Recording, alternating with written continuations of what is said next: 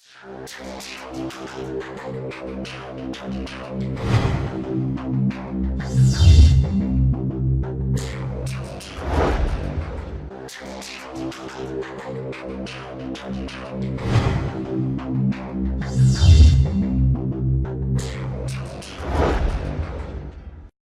avons Christelle qui a accepté de venir à la SALS. Et donc le sujet nous intéresse effectivement énormément aussi, échapper aux manipulateurs. Christelle a amené tous ses autres ouvrages, elle est très réputée dans son domaine de compétences. Voilà, donc je vais la laisser se présenter et démarrer sa conférence. Et encore une fois, merci Christelle de ta venue.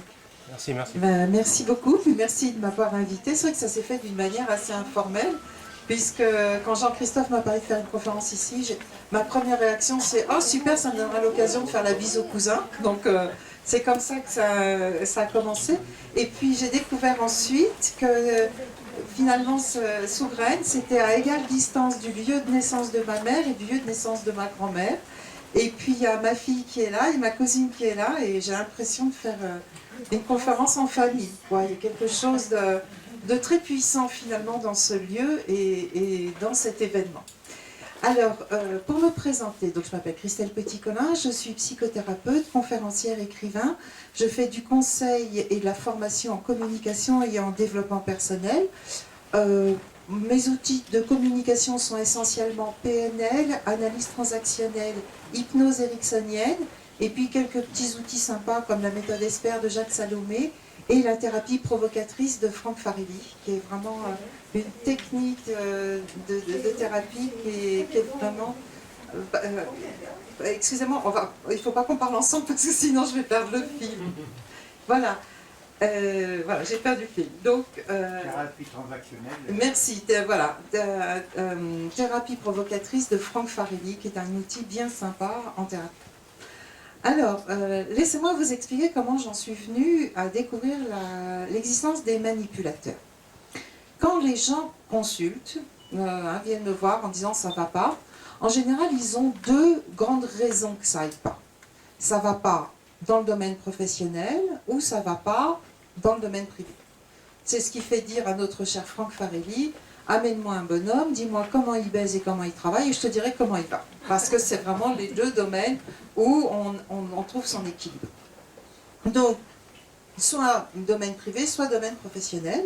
Et ensuite, dès qu'on commence un petit peu à parler avec la personne, on se rend compte que si ça ne va pas dans le domaine privé ou dans le domaine professionnel, c'est soit qu'elle a ce que j'appelle moi les gamelles de l'enfance, des problèmes de confiance en elle, une mauvaise gestion des émotions, des angoisses, etc. Donc là, on travaille en développement personnel.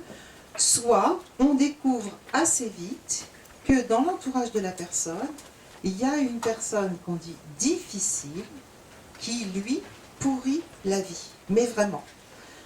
Et petit à petit, maintenant j'ai 22 ans d'expérience à écouter les gens sous emprise de manipulateurs, le portrait du manipulateur ou de la manipulatrice se reconstitue. Et ce qui m'a le plus frappé quand j'ai commencé à m'intéresser aux manipulateurs, c'est que c'est extraordinairement standard. C'est vraiment toujours le même mode opératoire, c'est toujours le même profil de personne, c'est toujours le même style de dégâts. Et donc ça finit par être étonnant. Alors maintenant j'ai tellement de pratique, et les gens, mes clients m'appellent Madame Irma. Parce qu'ils arrivent, ils me disent, alors ils commencent à me parler, à me dire 2-3 trucs, je dis oui. Et puis d'ailleurs il a fait ça, comment vous savez? Donc c'est ça qui est étonnant, c'est à quel point la manipulation mentale est un mécanisme standard, à quel point ces gens sont standards, à quel point j'entends moi depuis 22 ans la même histoire, et comment il se fait que personne ne voit ça. Donc j'ai eu à cœur de dire, il faut qu'on comprenne comment ça marche, parce que c'est quand même des gens qui font des sacrés dégâts. 11 000 suicides en France par an quand même. Et je suis persuadée que la majorité des suicides sont directement issus d'une manipulation. Tous les clients, et je dis bien tous les clients dans mon bureau ont prononcé la même phrase, j'allais y laisser ma peau. Tous les clients ont prononcé cette phrase, j'allais y laisser ma peau. Donc j'imagine qu'il y en a ceux qui n'ont pas consulté, pas que moi d'ailleurs, mais qui n'ont pas consulté, certainement il y en a qui ont laissé leur peau. Alors ce que j'aimerais moi à travers cette conférence, c'est qu'on arrive à un moment où vous ayez vous toutes les clés pour comprendre le mécanisme, pour découvrir les profils de ces gens-là et surtout savoir vous en protéger et aider les victimes. Parce que les victimes souvent me disent, et ça fait vraiment beaucoup de peine, vous êtes la seule personne qui me croyait, vous êtes la seule personne qui me comprenait. C'est grave quand même hein, de se dire à quel point les victimes se sentent incomprises et pas épaulées dans des situations comme ça. La manipulation mentale, c'est quelque chose qui se résume en quelques chiffres tout simples. Un manipulateur a 2 visages, 4 ficelles, 3 clés, un procédé de prédation en 3 temps, et 3 formes pensées. Une fois qu'on a compris ces quelques clés-là, après on comprend toutes les situations de manipulation. Alors, les 2 visages, toutes les victimes le disent. Hein. Mon mari, ma femme, mon patron a 2 visages, avec les autres il est parfait, il est adorable, personne sociale. Alors souvent en plus, comme les manipulateurs sont des malins, ils s'investissent dans des nobles causes, où ils ont des postes à prestige, donc ils se débrouillent toujours pour vraiment... avoir un visage social irréprochable, et puis un visage privé qui est réservé à la victime, qu'elle est la seule à voir, et donc tout le monde lui dit « mais non, ton mari est charmant, oh, mais non, ta mère, qu'est-ce qu'elle est gentille ?» Et puis petit à petit, on se rend compte que c'est pas le cas. Alors, petite parenthèse d'ailleurs au passage, je vais dire manipulateur, manipulateur, manipulateur, manipulateur, parce que la langue française veut qu'on dise une manipulatrice, un manipulateur, et qu'au masculin, qu'au pluriel, le masculin l'emporte sur le féminin. Hein, c'est pas moi, c'est la langue française, donc on dit une manipulatrice et des manipulateurs. Donc je vais beaucoup utiliser le terme de manipulateur, mais qu'on soit bien d'accord d'entrée, il y a autant de manipulatrices que de manipulateurs.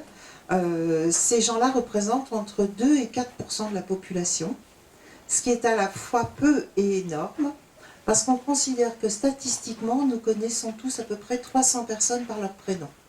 C'est des statistiques comme ça. Si moi je connais à peu près 300 personnes par leur prénom, ça veut dire que j'ai en permanence autour de moi entre 6 et 12 manipulateurs. Vous voyez que c'est à la fois peu et énorme. Hein? Donc ils sont peu nombreux, 2-4% de la population, parce que souvent mes victimes me disent « Oh, mais non, mais il y en a partout !» Oui et non. 2 à 4%. Je me souviens d'une DRH qui m'avait dit en stage « Oh là là, il y en a plus de 4%, moi j'en ai au moins une dizaine dans ma structure. » J'avais dit « Combien avez-vous d'employés ?» 450. 9 ou 10 dans une structure de 450 personnes, le quota est respecté, mais je peux vous dire que dans une entreprise, 10 manipulateurs, ça fait des dégâts. Donc c'est vraiment important de savoir qu'ils sont peu nombreux, mais très nuisibles, et que si j'utilise le terme de manipulateur, messieurs, excusez-moi, c'est la langue française qui fait qu'au pluriel, hein, on parle comme ça. Donc ces manipulateurs ont 2 visages, un visage social apparent très sympathique, ils sont insoupçonnables, et puis ce visage morose qui est réservé à leurs victimes. Ensuite, ce sont des gens qui vont activer un piège qui a 3 clés. Le doute, la peur et la culpabilité, en cercle auto-renforçant qui fait que dès que vous rentrez dans le cercle, vous devenez comme un hamster dans sa roue. Doute, peur, culpabilité, doute, peur, culpabilité. Chaque clé renvoie à la suivante qui renvoie à la précédente et c'est parti. Et donc c'est des mécanismes que n'importe qui peut activer. Par exemple, une maman qui dit à son enfant « Oh, tu sais, je ne serai pas toujours là. » Voilà, l'enfant prend ça, dit « Oh, mon Dieu, maman ne sera pas toujours là. Est-ce qu'elle va mourir? Quand Mon Dieu, quel enfant affreux je suis. » Vous voyez, rien qu'une petite réflexion comme ça peut activer ce cercle. N'importe quelle publicité ou n'importe quel bon assureur, par exemple, va vous dire « Mais êtes-vous sûr d'être bien assuré ?» Alors là, vous vous rappelez que vous avez signé sans lire tous les petits caractères au dos du contrat. Donc vous commencez à vous sentir un peu mal, un peu dans le doute. Et vous dites, alors s'il y a le feu chez vous, vous serez remboursé de quoi? Puis là, vous commencez à voir le feu chez vous, vous commencez à avoir peur. Vous dites, mais enfin, vous êtes irresponsable ou quoi? Et voilà, votre assureur, en 3 temps, il vous a enfermé dans le cercle doute, peur, culpabilité, doute, peur, culpabilité. Donc, vous voyez que c'est très facile à activer ces clés. très très facile à activer. Donc le problème, c'est que quand on est avec un manipulateur ou une manipulatrice, il active ces 3 clés en continu et le cercle va en s'aggravant. Je vous dis, on fait le hamster dans sa roue, mais à chaque tour de roue, on aggrave le processus. C'est-à-dire que peu à peu, le doute se transforme en confusion mentale, mais vraiment, on est dans la confusion mentale complète. Donc les gens arrivent dans mon bureau des fois en me disant, je viens vous voir pour vérifier parce que j'ai l'impression que je suis en train de devenir fou. Et effectivement, il y a quelqu'un à côté d'eux qui est en train de les rendre fous. Donc, du doute, on passe à la confusion mentale. La peur, petit à petit, se transforme en angoisse permanente avec des accès de panique et les bouffées d'angoisse, les crises d'angoisse qu'on peut faire, une angoisse diffuse et puis des gros accès de panique. Et puis, petit à petit, la culpabilité va se transformer en syndrome de Stockholm, c'est-à-dire que la personne, petit à petit, va épouser la façon de penser du manipulateur. Vous avez déjà entendu parler du syndrome de Stockholm ou pas? Est-ce qu'il y a des gens qui ne connaissent pas le syndrome de Stockholm? Je veux bien répondre. Oui. C'est la victime qui a tendance à excuser ou justifier Oui, mais son bourreau. Je vais expliquer le mécanisme. Syndrome de Stockholm, on l'a appelé comme ça parce que c'est un phénomène qu'on a observé lors d'une prise d'otage dans une banque à Stockholm, justement. C'est pour ça qu'on l'a appelé syndrome de Stockholm. Un malfrat a pris 4 personnes en otage dans cette banque. Et la prise d'otage a duré pratiquement une semaine. Je crois qu'ils sont restés au moins 5 jours avec leurs ravisseurs. Et ce qui s'est passé, c'est quand la police a enfin libéré les otages, eh bien, les otages se sont interposés entre les policiers et les malfrats, ont refusé de témoigner à charge contre les malfrats. Ils sont allés les voir en prison. Il y a même une des otages qui a épousé un des ravisseurs.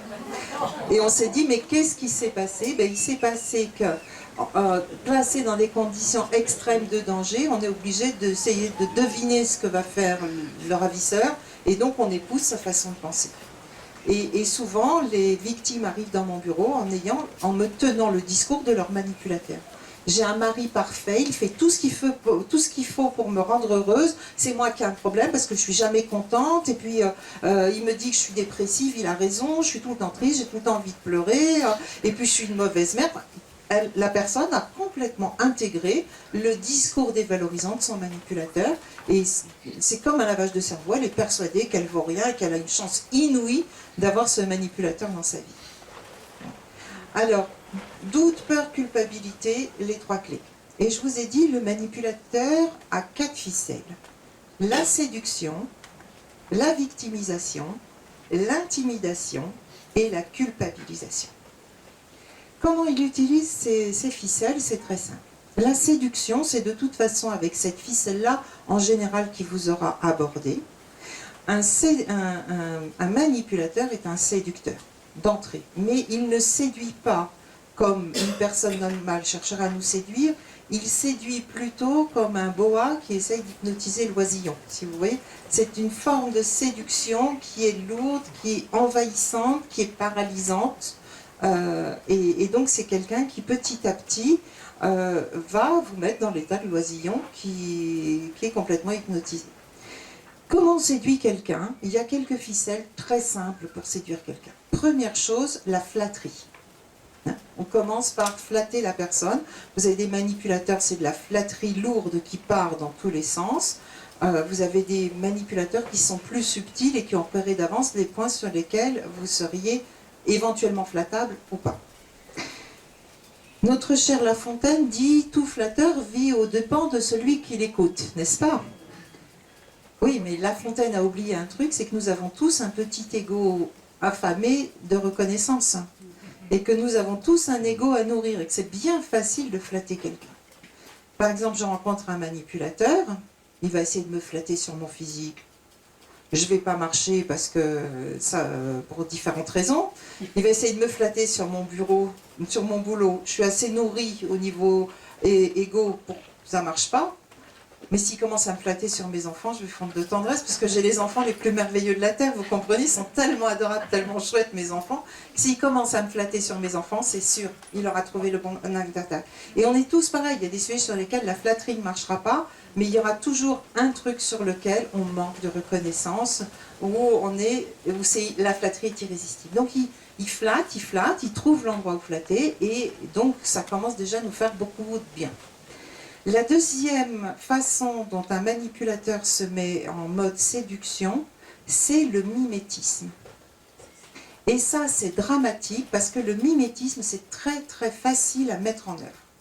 Je vous regarde avec admiration et amour et je dis « Ah ouais, c'est comme moi ». Et tout ce que vous me dites, je dis « Ah, c'est dingue, j'allais le dire, ah mais moi aussi, mais c'est exactement ça que je pense ». Je me mets en mimétisme, vous voyez ? Et petit à petit, nous rêvons tous de rencontrer notre âme sœur, ou au moins d'être compris dans cette vie, quelqu'un comprenne notre point de vue. Et avec le mimétisme, la personne va rentrer aussi en sympathie avec nous. Et nous, on ne s'en rend pas compte qu'il se contente de se mettre en mimétisme. Donc moi, innocente, je vais dire « Ah ben tel film, c'est mon film préféré ». Le manipulateur me regarde émerveillé, me dit « Ah, c'est dingue, moi aussi, c'est mon film préféré ». Il ne l'a pas vu. C'est ce qu'on mettra des fois 6 mois, 1 an à se rendre compte. Il n'a même pas vu le film. Il se met en mimétisme. Il dit moi aussi. Alors moi je suis séduite, c'est mon film préféré. Je lui dis ah ouais c'est ton film préféré aussi. Alors tu sais la scène là où il galope dans le soleil couchant avec la musique. Il me fait ah c'est incroyable. Moi aussi c'est ma scène préférée. Je ne peux pas deviner qu'il se moque de moi. Vous comprenez? Et puis de toute façon si un jour je découvre qu'il n'a pas vu le film, il fera comme un chef, tombera sur ses pattes en disant oh mais j'avais pas compris que tu parlais de ce film là. Vous voyez, hein, c'est vite fait de retomber sur ses pattes. Donc, et c'est dingue, il est tout comme moi, il est bio, il est écolo, il est d'accord que le développement personnel c'est indispensable dans la vie, lui aussi il a aimé tel film, lui aussi, et petit à petit c'est tellement bon de rencontrer des gens qui ont mes valeurs, ma façon de penser, qui comprennent qui je suis. Vous voyez que la séduction fonctionne bien. Donc je vous invite déjà, on va faire une petite parenthèse, je vous invite déjà à l'avenir à vérifier quand quelqu'un semble trop vous ressembler, à le laisser parler d'abord et à vérifier s'il a vraiment vu le film qu'il dit, s'il a vraiment lu le livre qu'il a lu, etc. Parce que c'est vraiment un moyen, le mimétisme est un moyen extrêmement redoutable de vous mettre sous emprise. J'ai eu dans ma clientèle un homme qui d'ailleurs ne s'en cachait pas, qui disait partout qu'il épouserait la première femme qui aimerait un poète sud-américain improbable dont lui-même était fan. Il connaissait toute l'œuvre de ce poète par cœur. Il disait « j'épouserai la première femme qui aime aussi ce poème ». Bah, devinez ce qui lui est arrivé, il l'a rencontré. C'était dingue quand même. Elle aussi, elle adorait ce poète. En fait, elle avait Wikipédié le poète sur vite fait, repéré 3 titres, elle avait quelques vers à citer, et le tour était joué. Il a mis 6 mois à se rendre compte qu'elle n'en avait rien à faire de ce poète et qu'elle ne l'avait même pas lu. Donc méfiez-vous du mimétisme, c'est extrêmement facile à mettre en œuvre, et nous on est tous à ce niveau-là, tous, et moi aussi, on est tous des gros naïfs, parce qu'on ne prend pas le temps de vérifier les informations. C'est tellement bête de dire qu'on aime un film quand on ne l'aime pas. Mais pour séduire, ça marche. Voilà, donc ça c'est la deuxième façon de séduire. Troisième façon de séduire, les manipulateurs sont extrêmement chaleureux, mais d'une manière trop familière. Et je te mets la main sur le bras, et je te tutoie d'entrée, et je te traite comme si tu étais de la famille, et je m'inclus dans ta sphère intime, en m'approchant trop près, en faisant comme si on se connaissait depuis toujours. D'ailleurs, souvent les victimes me le disent. Mais je vous assure, quand je l'ai rencontré, j'avais l'impression que je le connaissais depuis toujours, ça doit être karmique. Tiens, karmique, mon... Hein. C'est vraiment le mécanisme, ils sont tellement familiers, tellement proches, tellement ils vous traitent comme si vous avez toujours fait partie de la famille, vous ne pouvez rien deviner. Si vous y regardez bien, ça va trop vite, c'est lourdingue, et c'est pas de la sympathie, c'est de la familiarité. Et c'est là où ça vaut le coup d'être quelqu'un d'un peu réservé, d'être quelqu'un d'un peu sur son compte à soi. Moi, je trouve que le vouvoiement est extrêmement pratique pour ça, de garder le vouvoiement un moment pour éviter cette familiarité, cet envahissement d'intimité. Ensuite, toujours dans la séduction, le manipulateur va vous faire des promesses.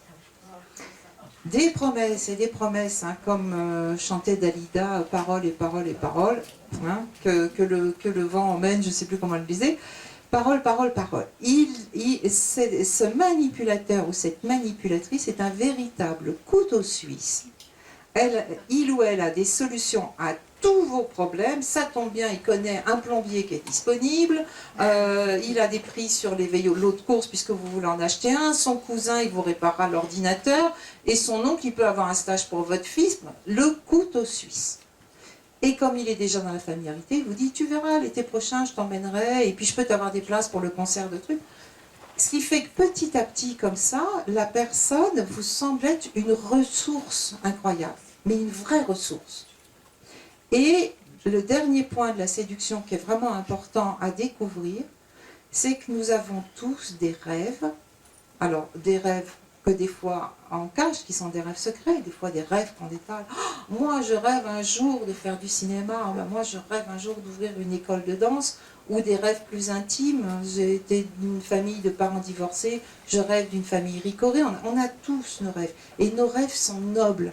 Il n'y a pas de rêve, du moment que c'est le mien, qui soit un rêve dont on puisse avoir honte.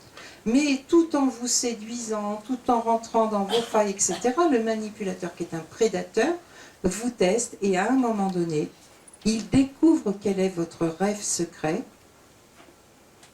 et il vous le capture, il vous le kidnappe et il vous fait croire qu'il va vous réaliser votre rêve. Vous voulez faire du cinéma, ça tombe bien, et il connaît Spielberg. Vous voulez ouvrir une école de danse, ça tombe bien, il est au mieux avec le maire de la commune et il va vous avoir des crédits et des subventions. Voilà, tous vos rêves. Vous voulez une grande famille ricorée, ça tombe bien, c'est son rêve depuis toujours, donc là on retrouve le mimétisme, et lui aussi, il aimerait tellement avoir beaucoup d'enfants. Peu importe. Le moment où vous êtes cuit, c'est le moment où le manipulateur vous a pris votre rêve et où il tient votre rêve dans sa main.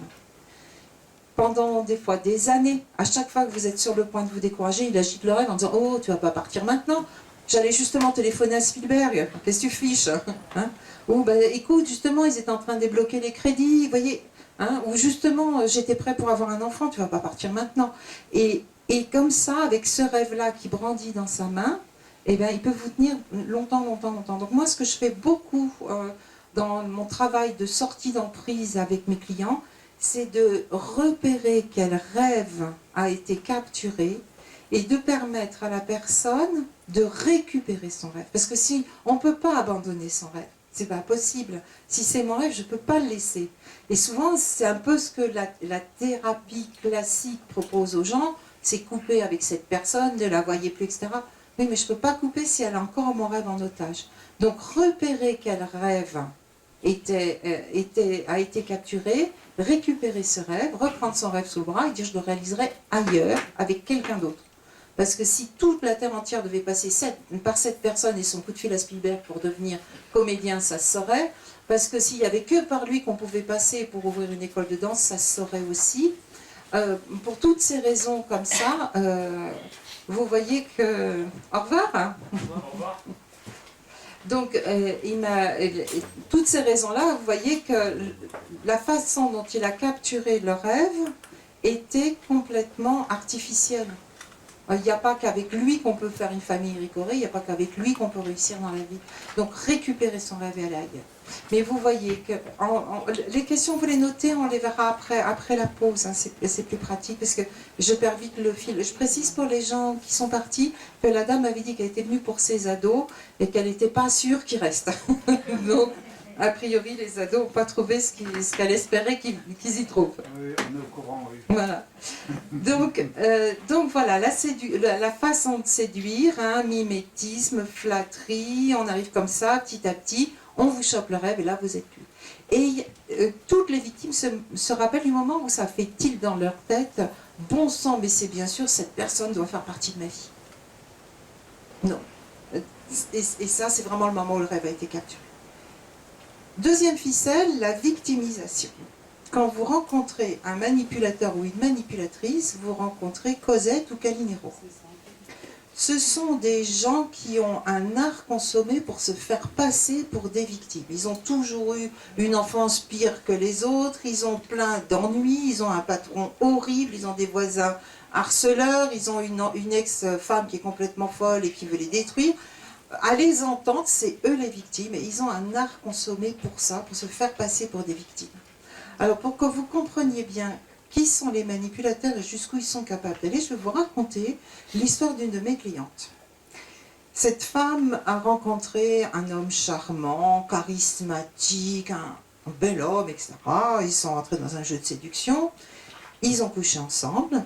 Première nuit qu'ils passaient ensemble, elle était blottie dans ses bras et elle lui dit « Ah, c'est dingue, t'as l'air comme ça d'un mec vachement sûr de lui, mais t'as comme une petite faille, quelque chose de fragile en toi. » Le manipulateur explose en larmes, sanglote, sanglote, sanglote, finit par reprendre sa respiration et lui raconte que quand il était petit, quand il avait 7 ans, il a perdu son grand frère de la leucémie, qui est mort dans ses bras et qui s'en sont jamais remis dans sa famille et que d'ailleurs ils n'en parlent jamais et qui ne sait même pas où son frère est enterré, enfin voilà, une histoire de poisson.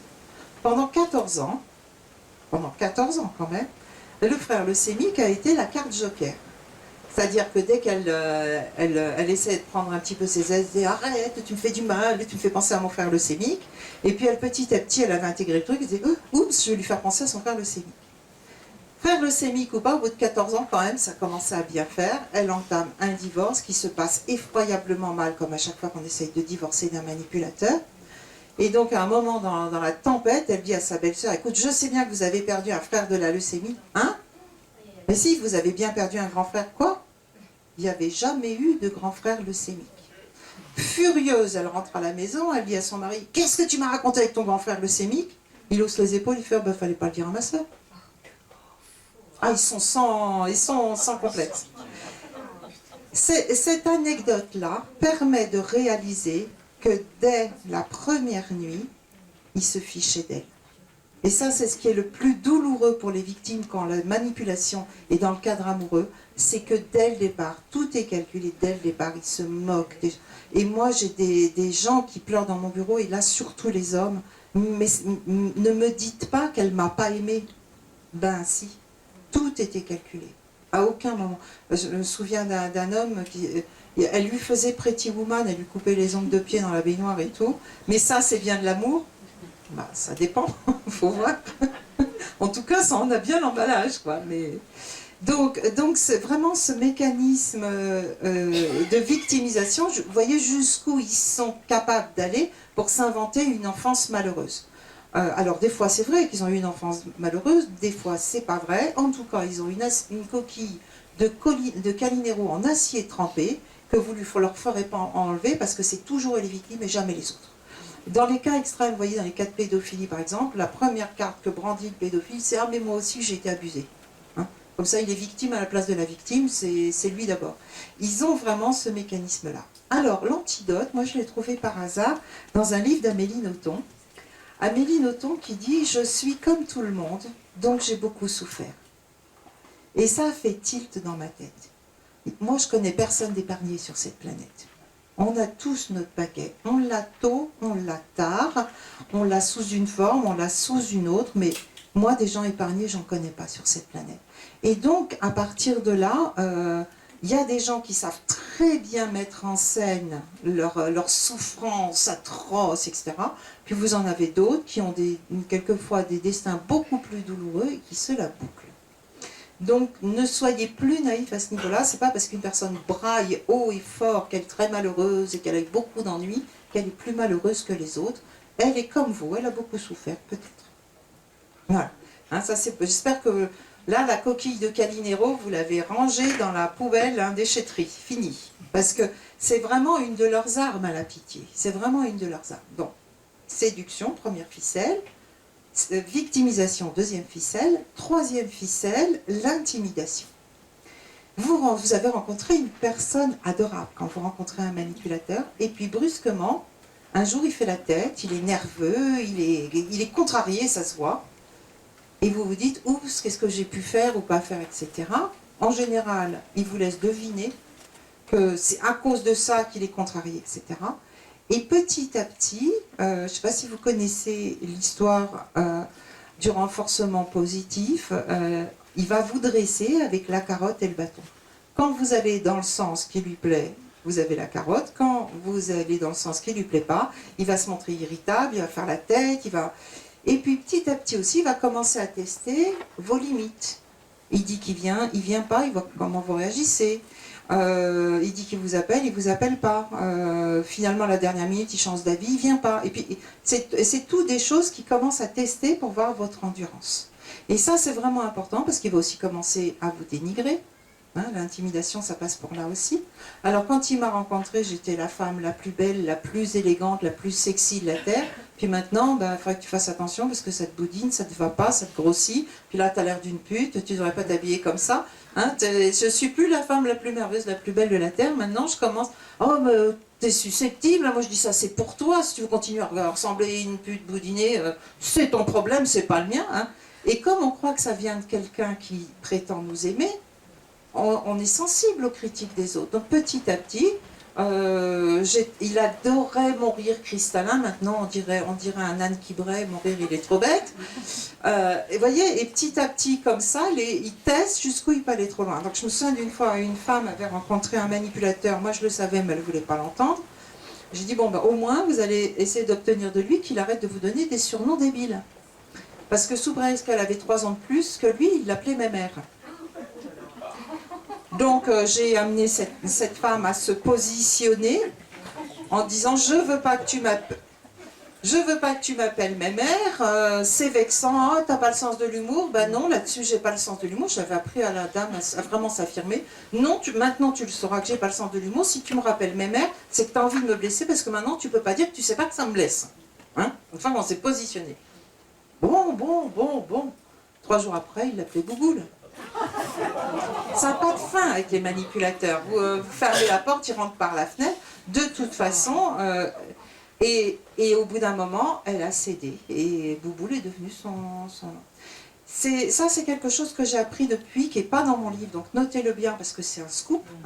Une maltraitance s'installe à la 3e tentative. C'est-à-dire que si je laisse passer une fois, hein, ça peut arriver, mais vous devez vous positionner très fermement dès la 2e fois, parce que si vous ne vous êtes pas positionné une 2e fois, la 3e fois est la bonne, la maltraitance s'installe. Donc si elle avait bloqué Bouboule, normalement il n'y avait plus de 3e tentative, ou en tout cas elle ne pouvait plus se positionner en victime de cette personne-là. Donc rappelez-vous de ça, les maltraitances, c'est à la 3e tentative, elle est installée. Quelle que soit la forme de la maltraitance, encore faut-il que la victime repère que c'est de la maltraitance. Bon, c'est quand même assez compliqué. Donc l'intimidation, ça commence par je commence à faire des représailles, je commence à faire la tête, je commence à te critiquer, je commence à retirer le masque, hein, de temps en temps, juste pour voir comment ça se passe.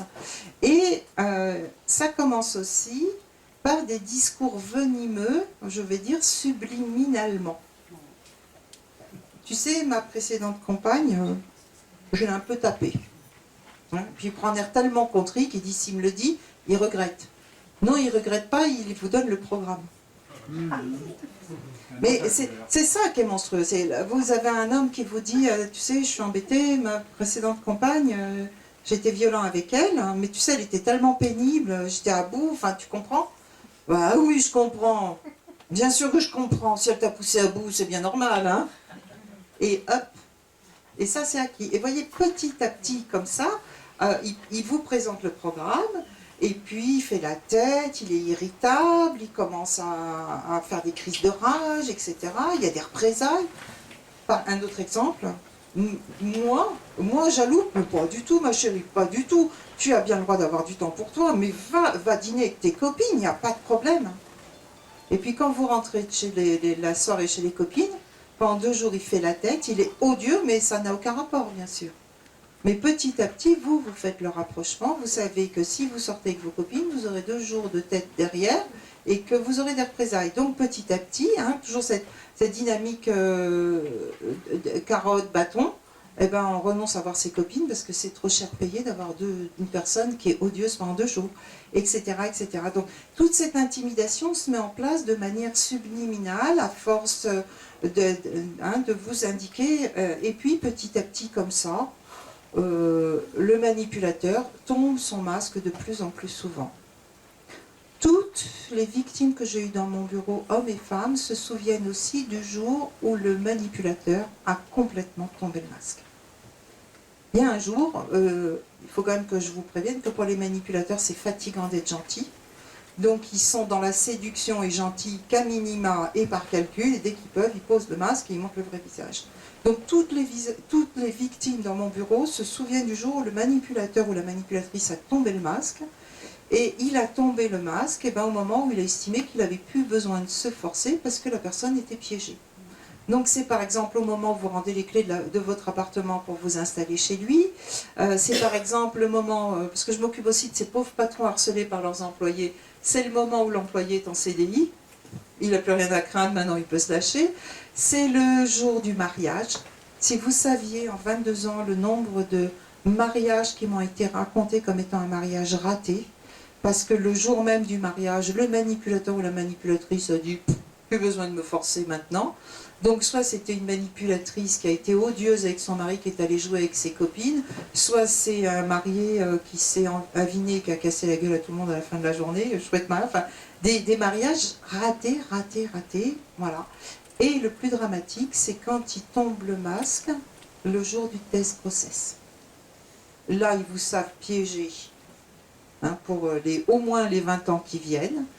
Et souvent, à partir du moment où il y a un enfant qui arrive, alors là, le masque sympathique, vous n'êtes pas prêt de le revoir. C'est vraiment terrible, c'est vraiment terrible. D'ailleurs, statistiquement, dans la violence conjugale, les coups commencent à tomber pendant la grossesse. La mère et la future maman est piégée, elle est en état de fragilité et on y reviendra, elle accède au statut AI de mère, donc ça c'est pire que tout. Donc ça, c'est pour l'intimidation. Après, ils font des menaces plus ou moins directes, plus ou moins, si tu me quittes, je te tue, au moins ça a le mérite d'être clair. Si tu pars, je me suicide. Ça, c'est des menaces claires. Mais des fois, c'est plus subliminal que ça. Le manipulateur ou la manipulatrice vous dit, tu as le choix, tu fais comme tu veux, c'est toi qui décides. Mais attention, fais le bon choix.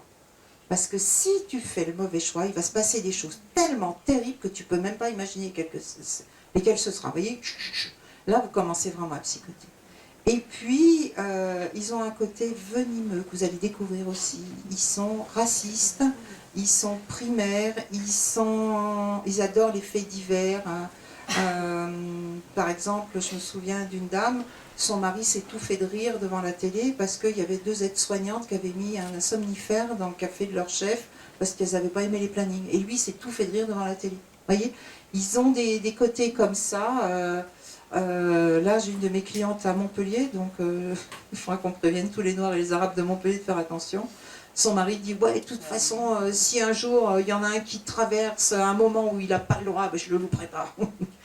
Je ne sais pas s'il le fera, mais en tout cas c'est bête et ça crée un climat de je suis le plus fort, je suis le caïd, etc. Alors après je vous passe tous les cas où ils ont des armes à feu parce qu'ils sont policiers par exemple. C'est dramatique, hein. Marier un policier manipulateur, vous êtes mal barré. Si c'est en plus un gendarme, vous êtes en caserné puisque vous habitez la caserne et vous n'avez pas le droit de quitter la caserne sans la permission de votre mari. Ou alors c'est des chasseurs, ils ont des fusils à la maison. Ou alors c'est des collectionneurs d'armes. J'ai une de mes clientes. Son mari a une collection de couteaux. Voilà, donc, mais ça participe. Et j'ai une de mes clientes, son mari a un taser. Il a un taser.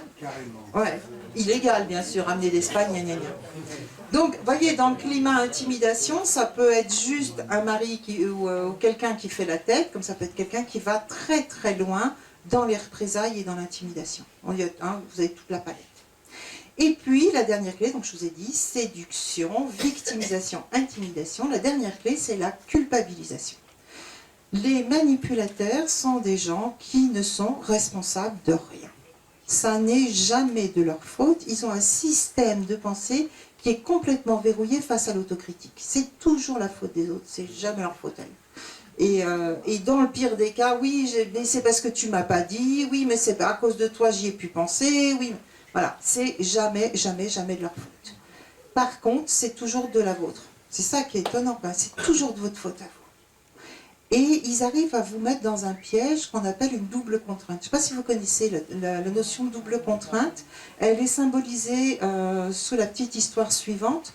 C'est une mère qui offre à son fils 2 cravates pour son anniversaire. Le fils, tout content, met une des 2 cravates et redescend dîner avec la cravate autour du cou. Et sa mère le voit rentrer dans la salle à manger, il dit « Ah, j'en étais sûre, t'aimes pas l'autre. » Donc, il mettait la première, on lui faisait la même réflexion, il mettait aucune des deux, tu portes aucun de mes cadeaux, il mettait les deux, tu te fiches de moi. Pas d'issue. Vous voyez, c'est vraiment le principe de la double contrainte, on vous fait rentrer dans un rond-point et après vous n'avez que des sens interdits, quelle que soit la sortie que vous prenez, c'est pas la bonne.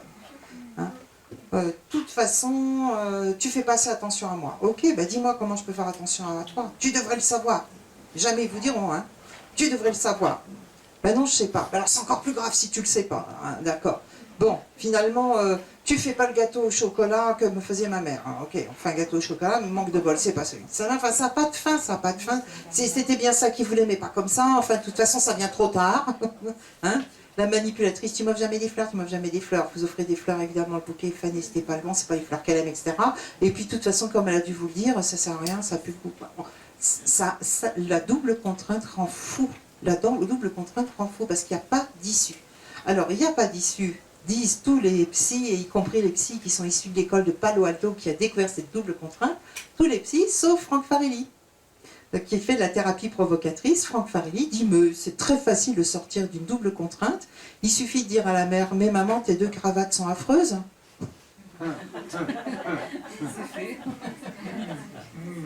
Voilà. C'est aussi simple que ça de sortir d'une double contrainte. Alors Franck Farelli, il le fait plus gentil que ça. Il dit « mais maman, les deux cravates sont affreuses, mais je les porterai l'une et l'autre avec plaisir parce que je t'aime. » Ouais, c'est plus enveloppé comme ça. Mais ça permet effectivement complètement de sortir de la double contrainte. Et ça, c'est des techniques aussi qu'on peut apprendre avec l'analyse transactionnelle, ne plus mordre aux appâts, faire justement de la thérapie provocatrice en allant le pouce dans les raisonnements jusqu'à l'absurde, etc. Mais là, en attendant, vous avez rencontré une personne adorable, vous croyez qu'elle va réaliser votre rêve, vous croyez avoir rencontré un couteau suisse, vous avez des promesses plein la tête de bonheur, vous n'allez quand même pas contrarier cette personne, puis si elle le dit que c'est vous qui avez un problème, ben vous demandez qu'à le croire, hein, parce qu'elle était tellement adorable. Elle était tellement adorable, donc effectivement, c'est vous qui avez gaffé, c'est vous qui n'avez pas fait ce qu'il fallait, parce qu'une personne aussi adorable, c'est quand même dommage de la contrarier, n'est-ce pas? Et les victimes s'enferment comme ça, hein, et puis si une critique c'est pour mon bien, vous voyez, donc la victime s'enferme comme ça, dans une espèce de course à toujours plus essayer de retrouver le visage positif qu'elle a vite perdu, et qu'elle ne retrouvera que de moins en moins, de toute façon. Parce que ce n'est pas le vrai visage et que c'est un masque. Et ça aussi, c'est un des gros points en thérapie, et c'est un des points les plus difficiles.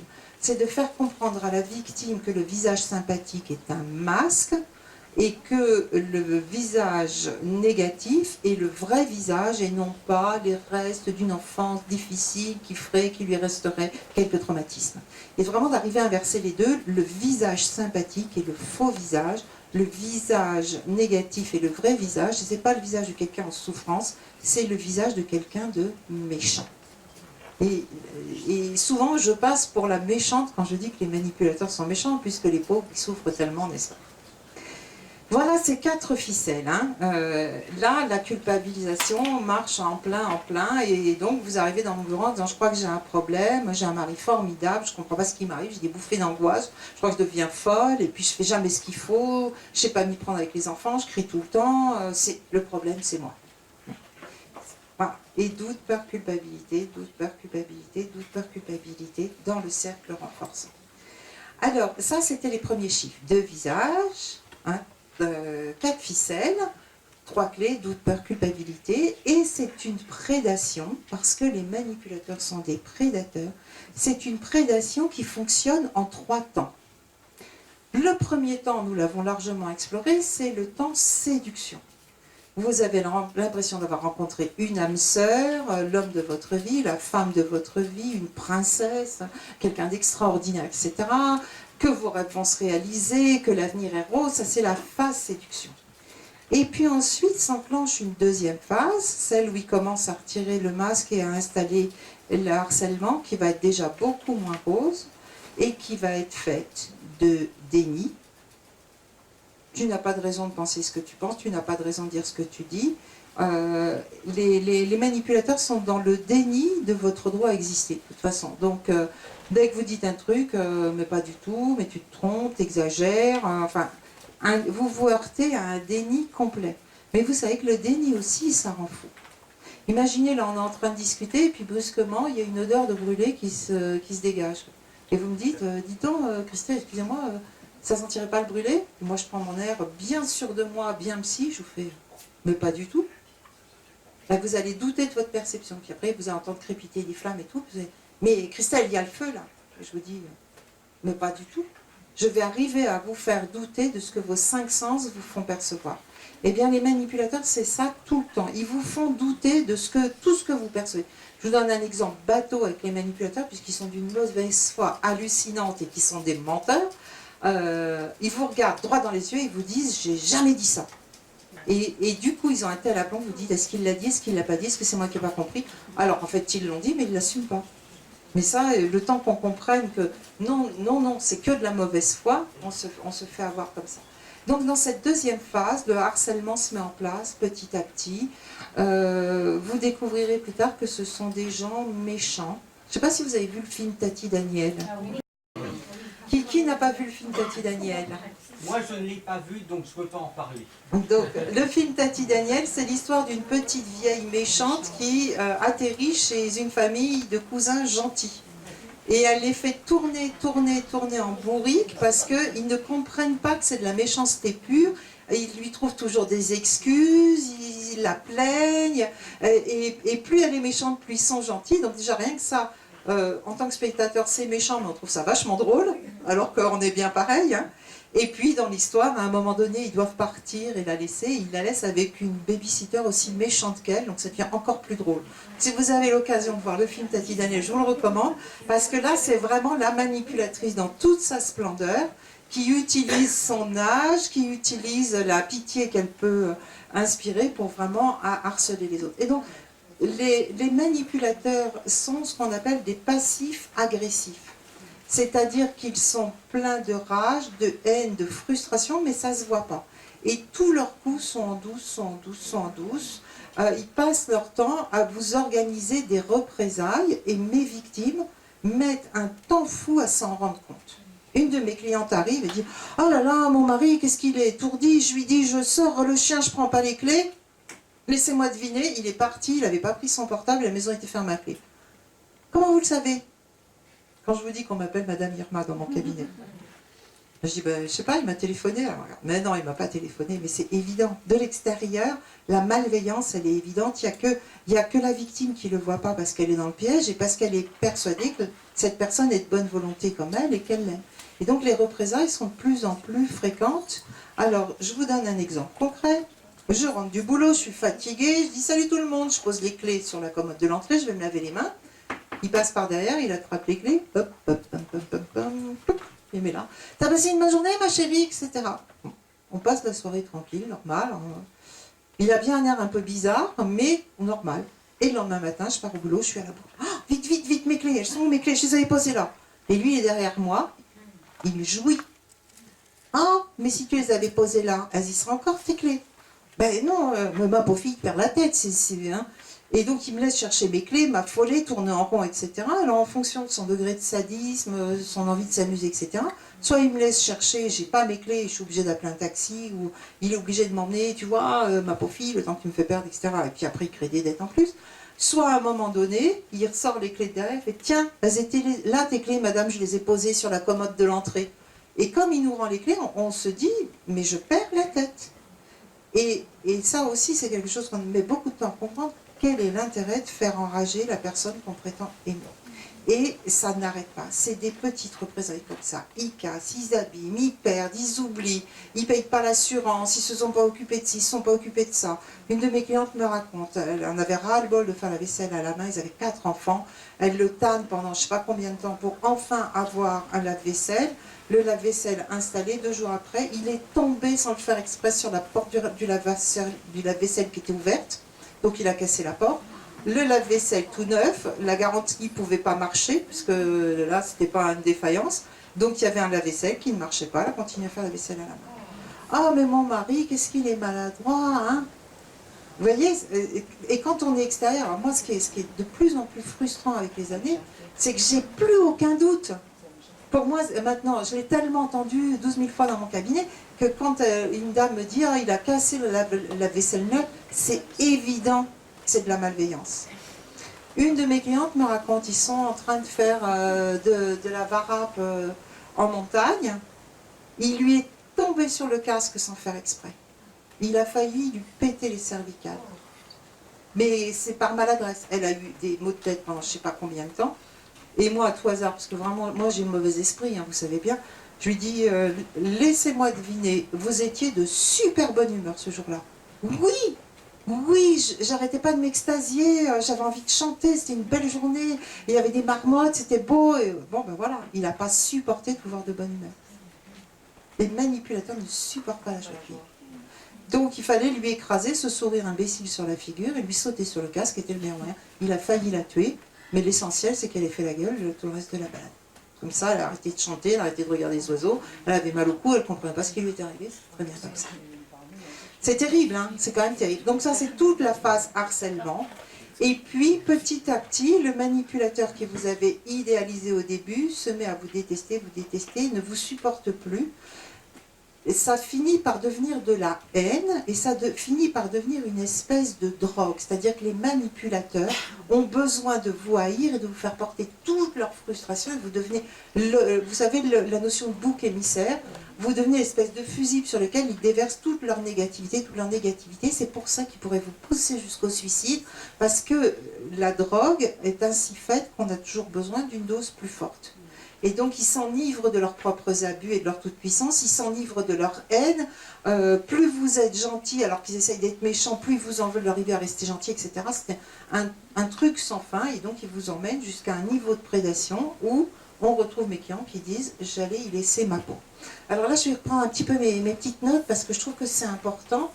Un harcèlement, donc bien mené par un prédateur, que ce soit dans le cadre privé ou dans le cadre professionnel, donne des dégâts en 3 temps. Dans un premier temps, quand la personne ne se rend pas compte qu'elle est harcelée, quand on est au tout début de la phase de prédation, la personne somatise un petit peu comme si c'était du stress ordinaire. Elle somatise surtout au niveau physique et elle vit de la confusion mentale, une espèce de malaise, de mal-être, une oppression diffuse. Donc au début, fatigue, nervosité, troubles du sommeil, migraine, troubles digestifs, lombalgie, hein, et peu à peu le sentiment d'impuissance, d'humiliation, d'anormalité s'installe. C'est encore réversible si la personne fuit son manipulateur. Si elle le quitte, si elle change d'emploi, si elle est mutée, c'est encore réversible. Là, hein, elle a vécu un gros coup de stress, tout simplement.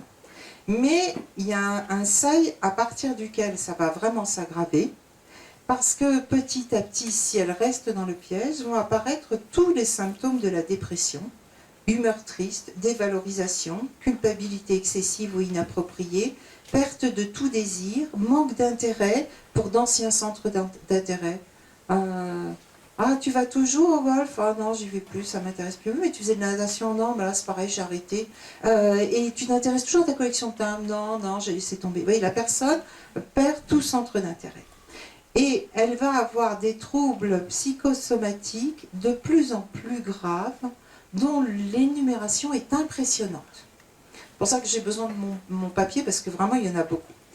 Donc, la gravité va rapidement se croître. Si la personne n'a pas encore percuté sur son harcèlement, je peux vous dire que son corps, lui, a percuté. La personne en parle au médecin, le médecin se gratte la tête en disant « mais qu'est-ce qui peut bien lui arriver ?»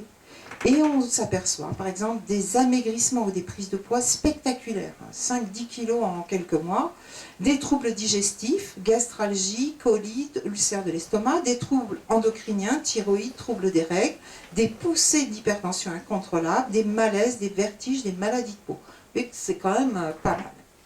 Et au niveau psychique, c'est une déstabilisation durable qui se met en place.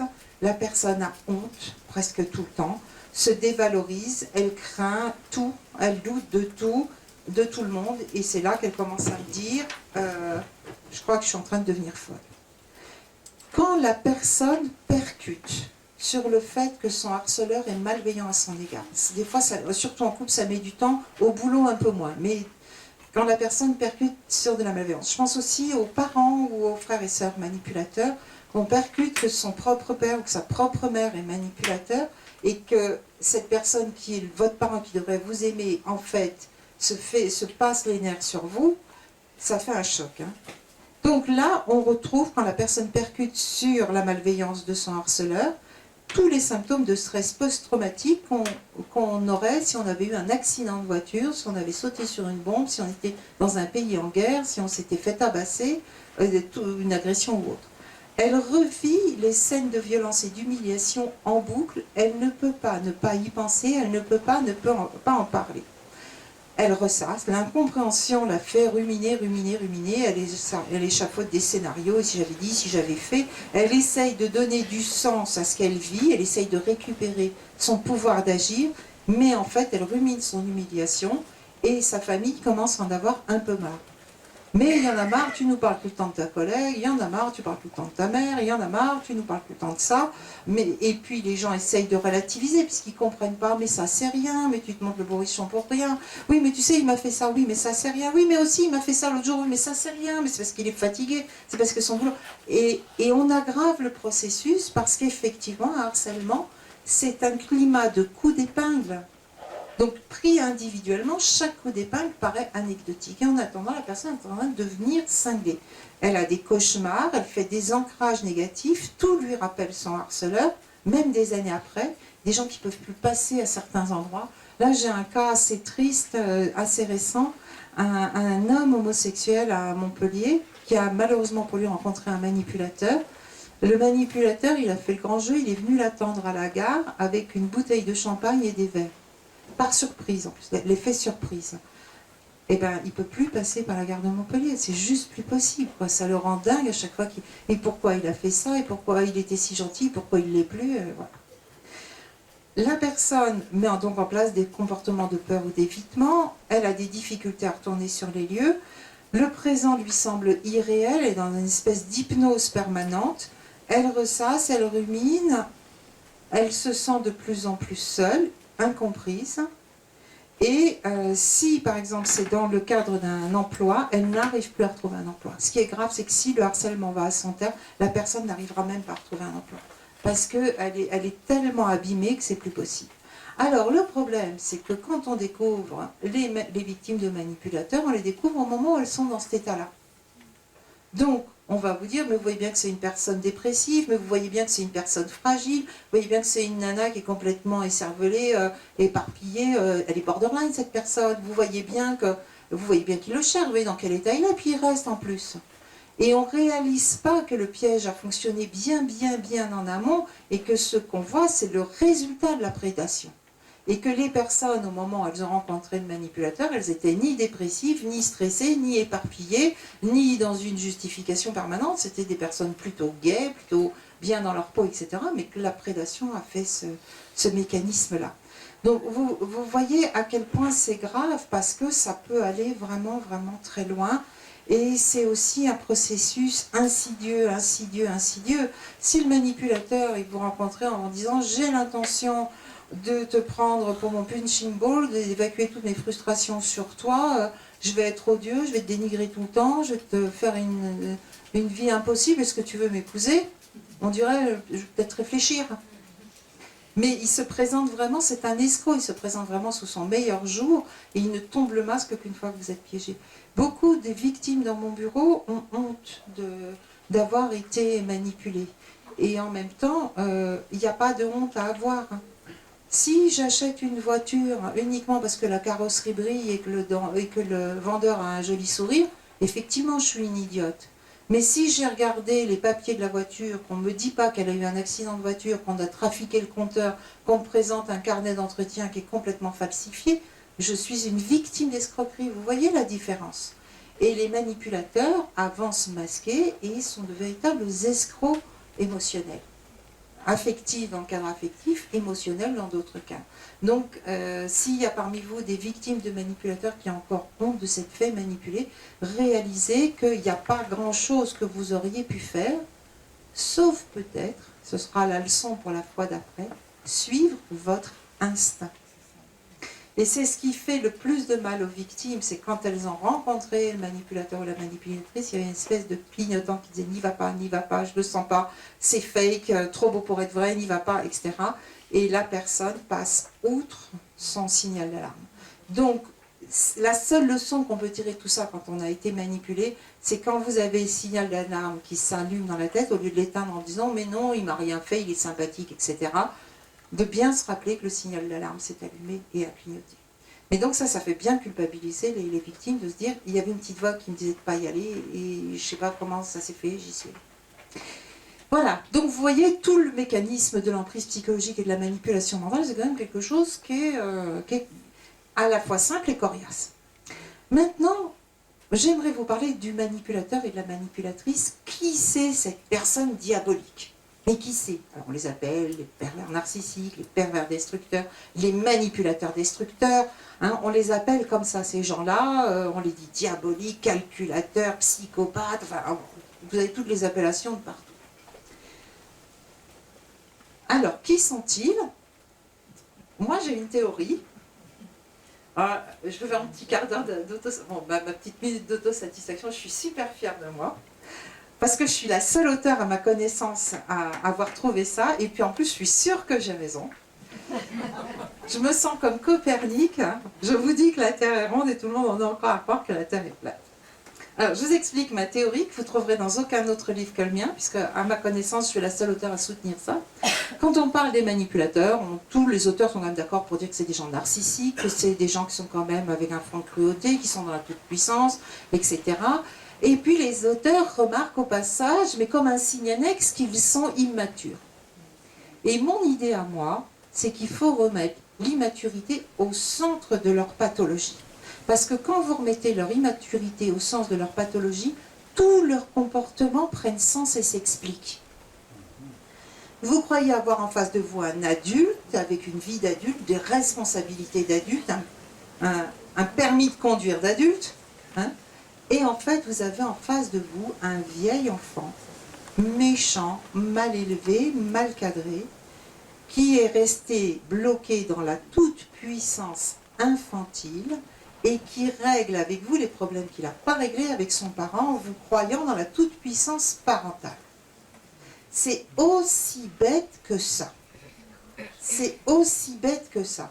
Je passe mon temps à dire à mes clients, à mes clientes, votre mari règle avec vous les problèmes qu'il n'a pas réglés avec sa mère, ce sur quoi les épouses soupissent en disant, mais si vous connaissiez la belle-mère, je la connais, je connais la belle-mère, et de la même façon, je dis aux hommes manipulés, votre compagne règle avec vous les problèmes qu'elle n'a pas réglés avec son père, elle vous prend pour un père de substitution et elle se venge sur vous de ce qu'elle a vécu avec son père. Et là encore, les hommes me disent, oh ben, si vous connaissiez le beau-père, c'est pas triste. Voilà, un vieil enfant méchant, mal élevé, mal cadré, qui est resté dans la toute-puissance infantile et qui attend de vous que vous soyez un parent 100% acceptant. Donc quand vous savez ça, et si vous vous réécrivez l'histoire de la séduction, je vous dis que c'est une séduction qui est bizarre, c'est une séduction d'enfants. C'est une séduction d'enfants. Ce sont des gens qui se présentent, c'est vraiment la pâquerette à la main, en essayant de se faire adopter. Ils ont une façon de séduire qui est très... Ah, ça c'est gentil. Merci beaucoup. Séduction. Je le savais. Voilà.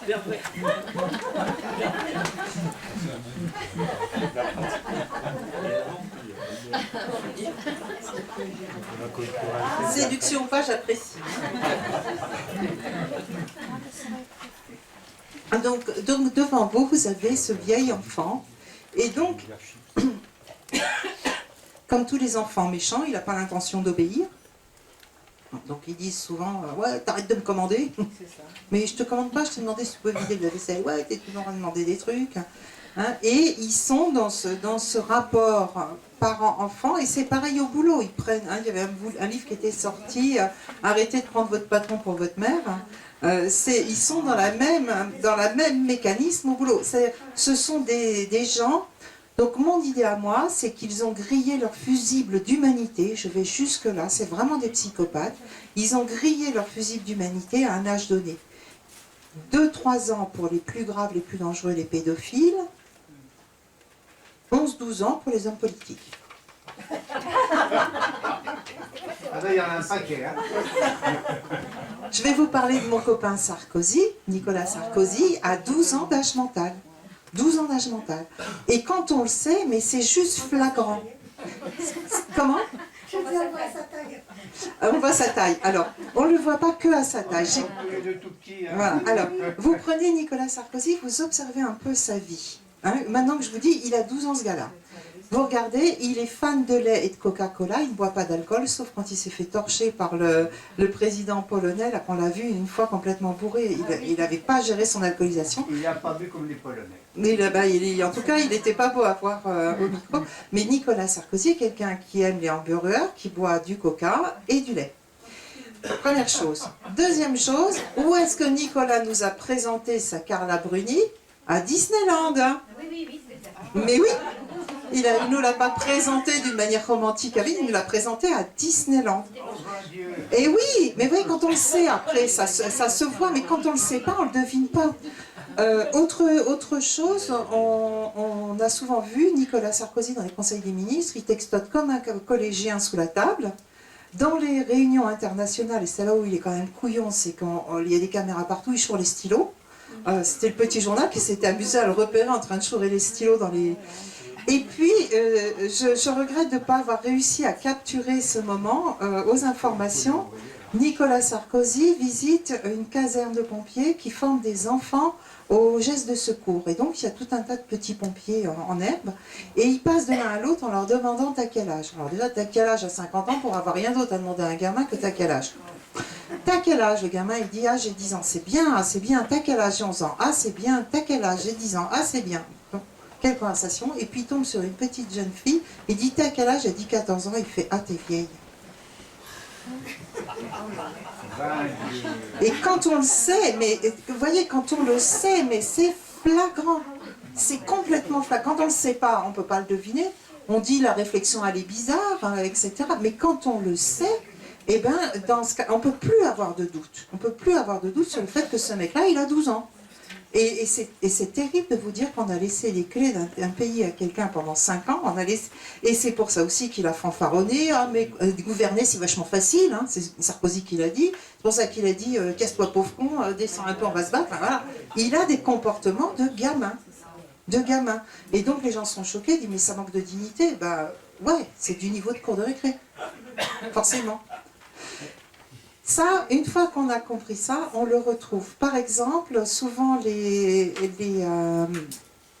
victimes viennent me voir pour divorcer. Et le moment où elles vont divorcer correspond en âge. Je vous refais l'endroit. Quand elles viennent me voir, la première question que je pose, c'est quel âge a votre aîné ou quel âge a votre petit dernier? Et on s'aperçoit que l'âge du petit dernier ou de l'aîné correspond à l'âge mental de l'autre parent.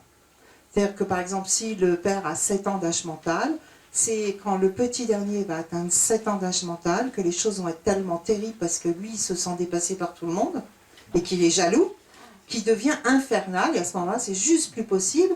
Les mères le disent sans même s'en rendre compte. Ouais, bah même le petit dernier, il est plus mûr que son père. Elles ne réalisent même pas ce qu'elles disent.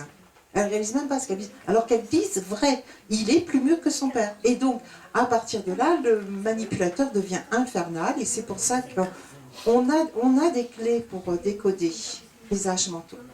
Dites-moi, alors, le suivant, là, il a 15 ans parce qu'il baise en scooter.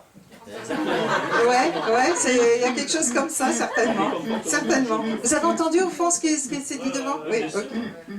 Oui, peut-être bien. Voilà, il va voir en cachette sa meuf dans le dos de maman. Bah ouais, normal. Alors, c'est d'autant mieux vu qu'effectivement, si je suis mariée à une femme que je prends pour ma mère, je trouve normal d'avoir des petites copines et je ne comprends pas que maman s'énerve. Voilà. Donc les manipulateurs et manipulatrices en général sont très infidèles pour plusieurs raisons. La première, c'est que ce sont des prédateurs, il leur faut un plan B. ils ne peuvent pas vivre sans harceler quelqu'un, donc il leur faut toujours un plan B, voire un plan C. Ils sont toujours dans la séduction, ils adorent séduire et pécher, etc. Et puis aussi, ils ont bien le droit d'avoir des copains et des copines, quoi, pour qu'au moment elle n'est pas contente. Alors après, donc, l'âge où ils divorcent donne un peu leur âge mental, leur comportement donne leur âge mental, mais objectivement quand même, on retrouve dans leur enfance, à un moment donné, un événement clé qui peut justifier ça. Objectivement quand même, ils ont eu des traumatismes d'enfance. Ça justifie pas tout parce qu'on a tous des traumatismes d'enfance, mais c'est vrai qu'on retrouve un âge clé. À 7 ans, il a été mis au pensionnat parce que ses parents tenaient un commerce et on ne s'est plus occupé de lui. Et effectivement, il est resté figé à 7 ans. J'ai connu un manipulateur. À 10 ans, sa mère a fait une énième tentative de suicide. Les pompiers sont venus, etc. Alors, tirer le masque à oxygène pour siffler à son fils, c'est de ta faute. Et elle a remis le masque. Et lui, à 10 ans, ça a tout bloqué. Je pense qu'ils grillent leur fusible d'humanité. Oui, c'est horrible. Enfin, ils grillent leur fusible d'humanité pour de vraies raisons quand même. C'est qu'à un moment donné, je pense que la culpabilité, les émotions sont trop fortes, donc ils se déconnectent de ça. Le problème, c'est que moi, je pense vraiment que c'est irréversible. C'est irréversible, ils ne sont pas soignables. Pour plusieurs raisons. Mais oui, pour moi, ils ont grillé leur fusible d'humanité à un âge donné. Alors, la raison pour laquelle, la plupart du temps, le fusible d'humanité grille, c'est l'inceste. On est à peu près à 10% de familles incestées actuellement, c'est encore très mal connu, mais on retrouve quand même dans les familles perverses un climat, s'il n'est pas incesté, en tout cas incestuel. Une mère qui est trop proche de son fils terrorise son fils, évidemment, il a tellement peur d'être le petit homme de maman. Les manipulatrices, en général, ont subi des attouchements. Il y a quand même une perversion du lien à un moment donné. C'est vrai que le couple mère manipulateur, père manipulatrice est un couple malsain, incestuel, fait à la fois de haine et d'impossibilité de se séparer, avec des fonctionnements qui sont quand même pas nets. Donc, ils ont des raisons d'être ce qu'ils sont. Pourquoi je dis qu'ils sont insoignables ? Pour 3 raisons essentielles, et je peux vous dire que j'en ai eu dans ma clientèle, des manipulateurs, donc je sais de quoi je parle aussi. Première raison pour laquelle ils ne sont pas soignables, c'est qu'ils ne sont pas demandeurs de soins. Si vous écoutez un manipulateur ou une manipulatrice, ils sont plus malins que tout le monde, ils ont tout compris de la vie, c'est vous qui êtes bête avec votre sensibilité, eux on ne la leur fait pas, ils sont malins, ils sont contents. On ne soigne pas quelqu'un qui ne se considère pas comme ayant besoin de soins. Ça c'est le premier obstacle. Les seuls manipulateurs et manipulatrices que j'ai eus dans mon bureau, ils sont venus pour rendormir maman en faisant croire qu'ils allaient changer. Première séance, ils me testent, ils vérifient. Ma femme a lu votre livre, je me suis un peu reconnue dans le bouquin. Et puis, quand même, ils sont contents. Quelqu'un qui est capable de voir derrière leur masque sans les juger, donc ils se lâchent. Première séance avec un manipulateur, il se lâche, il avoue tous ses petits stratagèmes, ses machins. Ça fait tellement du bien d'être juste soi-même sans être jugé. Et moi, après, j'ai la suite. Il rentre à la maison. Alors, Calinero pleure, ma chérie, j'ai tout compris, Madame Petit-Colin m'a expliqué le mal que je t'avais fait, ça vient de mon enfance, etc. C'est affreux. Donc, Bobonne, elle dit, waouh, Madame Petit-Colin, elle est forte, hein. C'est vraiment, quelle bonne thérapeute. Et pendant le temps qui s'écoule jusqu'à la prochaine consultation, ils sont parfaits. Donc, ça confirme à maman, mais vraiment, qu'est-ce qu'elle est bonne, Madame Petit-Colin, comme thérapeute. Alors, je vais la recommander à tout le monde. Deuxième séance, le manipulateur commence déjà à en avoir marre de devoir aller chez le psy. Donc il est déjà beaucoup moins agréable avec moi et tout ce qu'il essaye, c'est de me soutirer des clés pour faire croire à Bobonne qu'il a changé. Ce qui évidemment avec moi ne marche pas. Mais il rentre de chez moi en disant à sa femme, oui quand même, un petit Colin dit que t'exagères parce que tu devrais et puis tu devrais comprendre ça. Il commence déjà à m'instrumentaliser pour atteindre Bobonne. Troisième séance, il me pose un lapin, parce qu'entre-temps, Bobonne s'est rendormie. Donc, je sais très vite que j'ai affaire à un manipulateur, c'est quand il me plante la troisième séance. Donc, voilà, ils ne sont pas demandeurs de changement. Donc, s'ils viennent en consultation, c'est juste pour donner l'illusion à leur proie qu'ils vont évoluer. D'ailleurs, j'ai des gens dans mon bureau, ça fait 10, 20, des fois 30 ans qu'ils attendent que leur conjoint, leur conjointe change enfin. Donc là, je la fais thérapie provocatrice. 30 ans, c'est la perpétuité en France. Vous pouvez divorcer. Notez vos questions, hein, n'hésitez pas à les noter. Donc voilà, ça c'est la première raison pour laquelle ils ne sont pas soignables. La deuxième raison pour laquelle ils ne sont pas soignables, c'est qu'ils ont un système de pensée qui est verrouillé face à l'autocritique. C'est jamais, jamais, jamais de leur faute. C'est toujours la faute des autres, c'est la faute de leurs parents, c'est la faute du patron, c'est la faute de sa femme qui ne comprend pas. C'est la faute... Et donc, il n'y a pas moyen de les faire changer pour ça. Et la troisième raison, c'est donc en général, dès qu'ils ne peuvent pas manipuler leur psy, ils s'en vont. Ils aiment bien, sinon, quand ils manipulent un psy, ils sont comme un chat avec une souris, ils donnent du matériel au psy. Alors le psy, surtout quand j'étais débutante, j'étais un peu comme ça aussi, ils donnent l'illusion qu'ils ont changé, qu'ils ont compris, donc le psy est tout content. Puis la séance d'après, ils s'amusent à désespérer leur psy, puis la séance d'après, à nouveau, ils redonnent espoir au psy, ils jouent avec leur psy, puis comme ils en ont marre, ils s'arrêtent. On peut faire qu'avec le matériel qu'ils nous donnent, c'est-à-dire que moi, si quelqu'un vient dans mon bureau en me disant j'ai un problème avec mon mari, ben, je prends ce qu'elle me donne. Si la personne elle me dit je suis alcoolique, j'ai un problème avec l'alcool, je prends ce qu'elle me donne. Donc, ce que me donne comme matériel les manipulateurs, je suis obligée de le prendre. Et si à un moment donné, je me rends compte qu'il y a des contradictions, que je confronte à ces contradictions, et il fait une crise d'orage, il s'en va. Donc, on peut pas faire grand-chose. Alors revenons à notre enfant de 7 ans. Donc maintenant vous pouvez comprendre que tout son système de communication est du niveau de la cour de maternelle. Même pas vrai. Ils sont d'une mauvaise foi absolue. Vous avez entendu parler de pensée magique. Vous connaissez la pensée magique. Normalement c'est jusqu'à peu près 5-6 ans. Un petit garçon de 5 ans hein, qui court autour de la table comme un petit fou, il s'amuse, puis pouf, il fait tomber la soupière qui casse en 1000 morceaux à ses pieds. Réaction d'un enfant de 5 ans, c'est pas moi. D'accord? Traduisez en pensée magique infantile, je voudrais que la force de ma parole annule cette réalité déplaisante. Hein, c'est comme ça qu'il faut le traduire. Donc quand un petit enfant dit c'est pas moi, il dit c'est pas moi, mais il dit c'est pas cassé. Hein, et il essaye avec la parole d'annuler une réalité déplaisante. Donc c'est de la pensée magique infantile. Donc le manipulateur utilise la pensée magique infantile tout le temps. Je fais tout ce qu'il faut pour te rendre heureux, c'est toi qui es jamais contente. Il n'a rien fait, mais lui, du moment qu'il le dit, c'est fait. Je te fais tout le temps des cadeaux. Et alors là, le discours d'auto-promo, il est très puissant puisque c'est de la pensée magique. Et je vais faire, et tu verras, je t'emmènerai aux États-Unis, et puis je téléphonerai à Spielberg, et puis... C'est de la pensée magique infantile, comme dans la cour de récré, on dirait que je serais le chef, on dirait qu'il y aurait une voiture, on dirait qu'il pleuvrait, et puis ils sont dans la parole, dans la pensée magique et la parole magique. Et nous, on est assez couillons pour croire que ce qu'il dit est vrai. Donc, par exemple, une dame me dit « Ah, mais mon mari est un très bon père. » Pour moi, thérapie provocatrice. Sans déconner. Alors ça, vous m'épatez, parce que vous savez, en 22 ans, j'en ai pas vu beaucoup des manipulateurs qui sont des bons pères. J'aimerais bien savoir en quoi il est un bon père, parce que jusqu'à présent, j'en ai pas vu. Alors, elle commence à mouiller. En quoi il est un bon père, en quoi il est un bon père, en quoi il est un bon père. Ah ben, il joue avec ses enfants. Je dis, ben, je vois pas en quoi c'est être un bon père. On joue avec ses copains, jouer avec ses enfants, c'est pas être un bon père. C'est plutôt se comporter de manière immature. Enfin, s'il fait que ça, c'est pas grand-chose. Et ben, tout de suite derrière, elle enchaîne. D'ailleurs, il ne joue pas vraiment, il les agace, il les asticote, et il les énerve avant d'aller au lit. Tiens donc. Et puis maintenant que vous me le dites, c'est vrai qu'il n'a pas beaucoup de patience.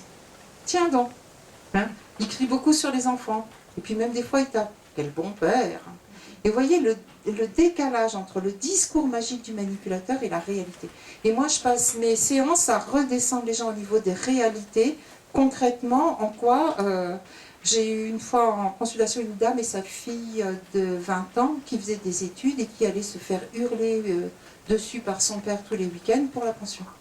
Tous les week-ends, elle rentrait, elle allait chez son père qui lui a dessus, qu'elle était qu'une bonne à rien, une connasse comme sa mère. Enfin, en général, ils sont très fleuris comme langage. Et je disais, pourquoi elle continue à y aller? La mère gênée pour la pension. Donc la thérapie provocatrice, mais vous savez que vous n'avez pas besoin d'y aller, la pension c'est légal, vous y avez droit, même si pas la peine qu'elle aille se faire hurler dessus pour mériter sa pension. Et la mère, hein, qui finalement était très complice du système sans le savoir, dit oui, mais c'est quand même son père, il l'aime. Sans blague. Moi je ne connais pas un manipulateur qui aime qui que ce soit, à part lui. Donc, eh ben, c'est son père, il l'aime, ok, alors donnez-moi une preuve de l'amour de votre père. Et alors là, la mère et la fille qui cherchent. Et la fille qui s'éclaire, qui dit « Ah, un jour, je me suis blessée en faisant de la luge, il m'a emmenée à l'hôpital. » Donc, en thérapie provocatrice, vous savez, je vous aime pas, mais si un jour vous blessez en faisant de la luge et qu'il n'y a personne pour vous emmener, je vous emmènerai à l'hôpital aussi. Vous voyez à quel point c'est... Et c'est là où c'est terrible, parce que le parent sain est un mystificateur sans le savoir, parce que pour lui, c'est pas possible qu'un parent n'aime pas son enfant. Donc il alimente, mais si, il t'aime à sa façon, mais c'est de la maladresse, mais tu sais, il avait des mauvaises relations avec son père, alors il faut que tu l'excuses, sans réaliser que le pauvre gamin a aussi des mauvaises relations avec son père, et pour l'instant, personne ne l'excuse, quoi. C'est vraiment toute une mystification. Donc, première chose, même pas vrai. Ils mentent, ils sont d'une mauvaise foi absolue, ils racontent que des salades, ils vous jouent de la flûte en permanence, qu'ils sont les meilleurs, qu'ils ont fait tout ce qu'il faut, que c'est vous qui n'êtes pas content, etc. Un discours hypnotique qui vous déconnecte des réalités. Deuxième façon de parler, tard ta gueule à la récré. Et là, on retrouve tout le système de représailles, d'intimidation, etc. C'est les cadors de la cour de récré, c'est les plus beaux, les meilleurs, et puis tout le monde doit leur obéir, quoi. Et puis tout est comme ça, c'est du langage de cour de récré. Par exemple, un truc qui rend dingue les victimes, c'est ce qu'on appelle en psy la projection. Et ce qui s'appelle en cours de récréation, c'est celui qui dit qu'il y est. Les manipulateurs vous accusent de tout ce qu'ils vous font. C'est avec vous qu'on ne peut pas discuter, c'est vous qui n'êtes jamais content, c'est vous qui ne savez pas ce que c'est que de s'amuser, c'est vous qui ne faites pas ce qu'il faut. Ils vous accusent de tout ce qu'ils vous font. Ils vous escroquent en vous traitant de voleur. C'est hallucinant, c'est hallucinant. Et donc tout leur langage, c'est du niveau de la cour de récré. Donc il faut vous reprendre la position parentale et leur répondre en langage parental. Titi a cassé la soupière, les morceaux sont à ses pieds, il dit c'est pas moi. Si vous êtes devant un enfant de 5 ans, vous lui dites si, c'est toi. Vous n'allez pas lui dire ah bon, c'est pas toi, mais alors qui c'est qui peut l'avoir fait? C'est le chat, c'est le poisson rouge Bubule. Vous voyez, c'est comme ça aussi que les manipulateurs arrivent à mettre en place leur système, c'est que la plupart des adultes n'ont pas les réactions de dire si, c'est toi. Donc, avec un manipulateur qui vous dit les yeux dans les yeux, j'ai jamais dit ça, les yeux dans les yeux, lui dites si, tu l'as dit. Hein, traduisez, quand il dit j'ai jamais dit ça, traduisez je ne voudrais ne pas l'avoir dit, tout simplement. Il n'y a pas besoin d'aller chercher plus loin. Donc, j'ai jamais dit ça, si, tu l'as dit. Hein, et oser se positionner de manière parentale avec eux. Un manipulateur qu'on traite comme un gamin est un manipulateur calme. Un manipulateur qu'on traite comme un adulte est dans la toute-puissance infantile. Il n'a pas de limite. Un manipulateur n'a aucune limite, c'est un gamin. Donc c'est ça qui est dramatique, c'est comme il n'a pas de limite, il n'a de limite que les vôtres. Plus vous êtes tolérant, acceptant, etc., plus vous lui laissez prendre du terrain. Il faut les contenir. Je dis des manipulateurs qu'ils sont comme des liquides sans flacon. Il n'y a que vous qui pouvez les contenir. Et si vous ne les contenez pas, eh ben, ça devient l'enfer. Hein. Ça devient l'enfer. Donc c'est vraiment important de les contenir. C'est Michel Audiard qui dit « Ce qu'il y a de formidable avec les cons, c'est qu'ils osent tous, et d'ailleurs à ça qu'on les reconnaît. » On peut dire la même chose des manipulateurs. Ils ont zéro limite. Zéro limite. Je vous donne un exemple tiré de ma pratique, puisque j'ai le plaisir maintenant de former des chefs d'entreprise à détecter les pervers dans leur structure pour éviter les harcèlements dans les entreprises. Donc, ça, c'est un vrai bonheur pour moi de leur apprendre. Un chef d'entreprise qui nous raconte, il avait un manipulateur dans son équipe qui prenait ses heures. Hein. Donc, comme je dis, ils n'ont pas de limite. Donc, il arrivait de plus en plus tard, il en faisait de moins en moins. Il était comme dans sa cour de récréation, à l'embêter les uns les autres, à ne pas faire son travail. Il dit, je vais le recadrer. Il prend le manipulateur dans son bureau, il lui dit, écoute, faut qu'on se parle, ça va pas du tout, tu n'arrives pas à l'heure, tu fais pas ton boulot. Et l'autre qui prend un air mourant, puis au bout d'un moment, il lui dit, non, non, vas-y, continue, je t'écoute. De toute façon, je viens d'apprendre que j'ai un cancer. C'était pas vrai, on est d'accord, c'était pas vrai. Mais comme ils sont dans la pensée magique immédiate, il a pris le premier... Et c'est comme l'autre, elle avait senti qu'il avait une faille, hein, ce bel homme charismatique. Il a pris le premier truc, il s'est inventé un frère leucémique juste pour avoir la paix. Et pour eux, ça n'a pas de conséquences. Et c'est là où nous, on a des limites, nous, on a une éthique, nous, on n'ira pas plus loin, bah eux, si. Et ça, c'est vraiment important de le comprendre. C'est des gens qui n'ont aucune limite. Donc à traiter comme des gamins, et plus on les traite comme des gamins, plus ils sont calmes. L'exemple extrême, encore une fois, je vais revenir aux pédophiles, 2-3 engages mentales.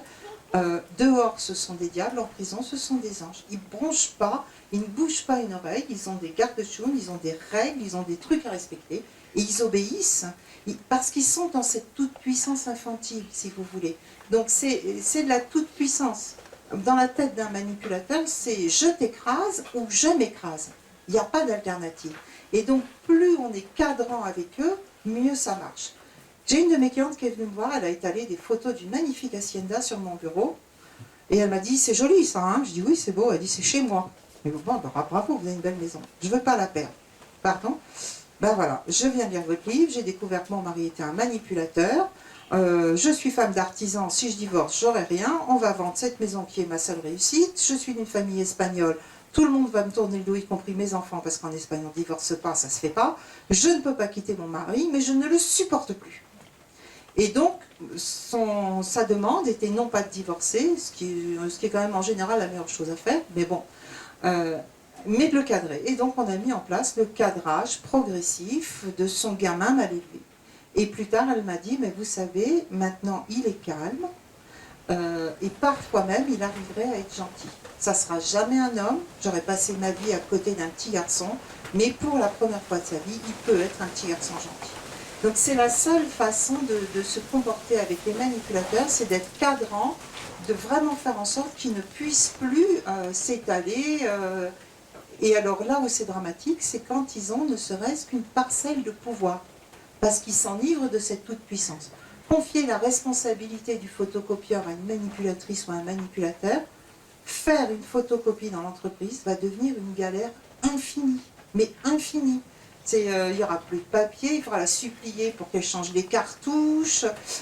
Et vous l'avez déjà vécu, des gens qui s'enivrent de leur importance, parce que c'est eux qui ont les clés, ou c'est eux qui ont l'accès aux réserves, ou c'est eux qui commandent. Voilà. C'est juste un cauchemar de laisser la moindre parcelle de pouvoir à un manipulateur parce qu'il s'enivre de cette toute-puissance. Alors, avec les politiques, c'est d'autant plus embêtant. C'est qu'en général, nous faisons confiance à des gens qui sont vraiment immatures, qui sont dans le paraître. C'est Boris Cyrulnik, je crois qu'il a dit, que pratiquement tous les hommes politiques sont des manipulateurs. Donc c'est un vrai problème que d'aller élire des gens comme ça. Maintenant, quelle psychologie faut-il avoir pour avoir envie d'avoir autant de responsabilités dans la vie que d'être dans cette forme de toute-puissance que donne la présidence d'une république? C'est un gros problème. Voilà, j'espère que je vous ai donné plein de clés pour comprendre la manipulation mentale. Ne vous laissez plus faire, ce sont des sales gamins, mal élevés, mal cadrés. Et la bonne façon de communiquer avec eux, c'est de leur dire « Retourne jouer aux billes avec tes crottes de nez, tu ne m'intéresses plus ». Et je peux vous dire que dans ce cas-là, ils y vont.